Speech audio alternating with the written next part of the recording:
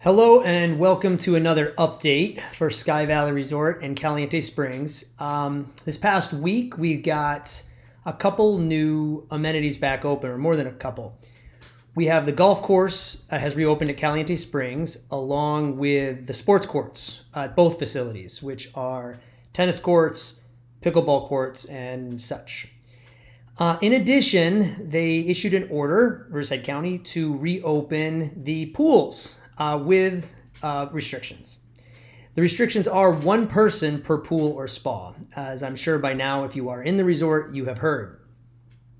This makes it very challenging, as we do have at Sky Valley a total of 4 pools and another 7 spas, I believe. At Caliente Springs, we just have one massive pool and 4 spas. And of course, with the current weather of 100 degrees, average temperature or average high, those spas aren't looking very attractive. The pools are much more attractive.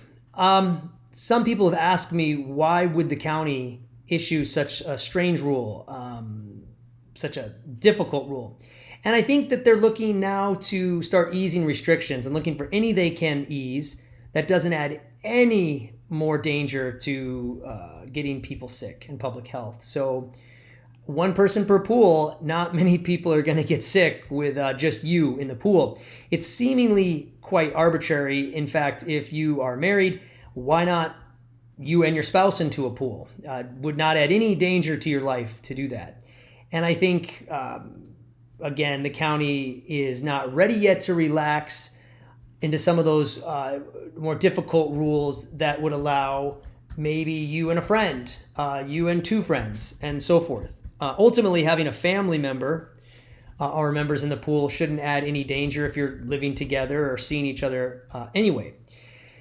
However, how do you enforce and police, people that say, well, we're family? For example, today I saw 2 women in a pool together, well within 6 feet. They're probably friends and they probably do that every day. There's no added danger to that. I saw 4 men playing horseshoes today. And a couple had masks on, maybe a couple didn't. Again, these guys probably play together every day, and overall their risk of infecting each other and getting infected are very, very low, especially being outside and practicing, I'm sure, their other good precautions. All in all, these new rules the county are relaxing and changing are meant to start giving us more things to do for our emotional health and well-being, and we should take them very seriously. I do anticipate shortly they'll be relaxing rules even more. I don't believe that shortly they will be relaxing the 6-foot social distance rule. I think that is with us to stay through the summer and well into the winter. I think until they get a vaccine, that 6-foot social distance rule is going to be the bedrock of our weapons or battle against infection rates rising. Immediately after Riverside County announced that you could reopen semi-private pools like ours, the question I got was, okay, what system are we going to implement to give access to a community of people with only one person in a pool at a time? I mean, how are we going to do this? And the answer is, after a couple of days, we still don't know.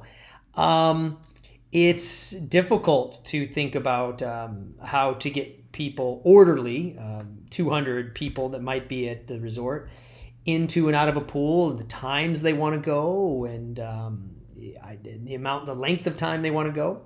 So please, please, please be patient with us. We are experimenting with some different ideas.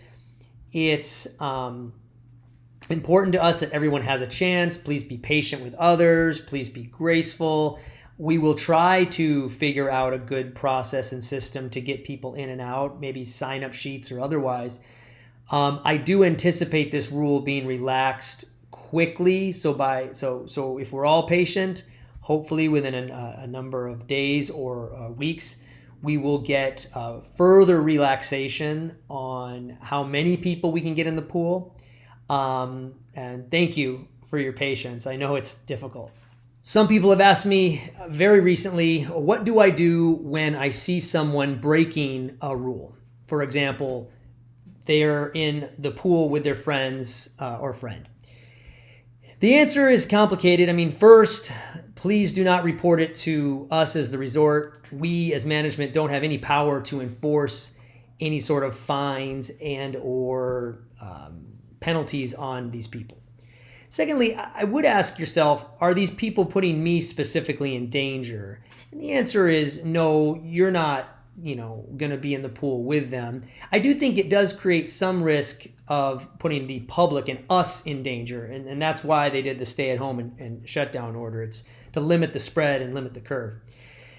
However, probably these people that you do see breaking the rules are most likely already a family unit. For example, my grandma has a family unit with her neighbor, and they do interact with each other. She grocery shops for my grandma, and they do see each other. It's very important for my grandma's well-being, health, and safety that they have. There's small units of people that see each other, and if those two were to go get in the pool together, I hope no one would report them to the county. I think that if grandma's trying to get some health and wellness in the water and she needs some help getting in or out or otherwise, that's not a situation to report. A situation to report would be someone being reckless and endangering others. I hope, and I do not expect us to see anyone at our properties doing that. I would be very surprised if we were to see that. Lastly today, I want to talk a little bit about a strategy called forming a family circle. Now, a family circle is about those people that are closest to you that you're going to allow and relax the 6-foot social distance rule and other guidelines around. The reason we do this is because while the safest, 100% guaranteed not to get COVID-19 or sick solution is locking yourself in your basement and never seeing a soul, for most of us, that wouldn't be a life worth living, especially long term, or even feasible. You do have to eat and drink. So the best strategy is to form a small family circle. And this doesn't have to be your immediate family members. It could be really anyone that you trust and care about. And you can live life with this small family circle. For me, that is my wife. We do everything together. There's nothing we don't do together. And soon it will be my wife and our child. We're having a baby. For my grandma, again, it's her and a neighbor. And for others, it might be more than 2. It could be 4 people. I think that as you add people into your circle, 2 to 4 to 4 to 8 and 8 to 16 and so forth, you just incrementally and slightly increase the risk that someone in that circle might bring in the virus into your circle.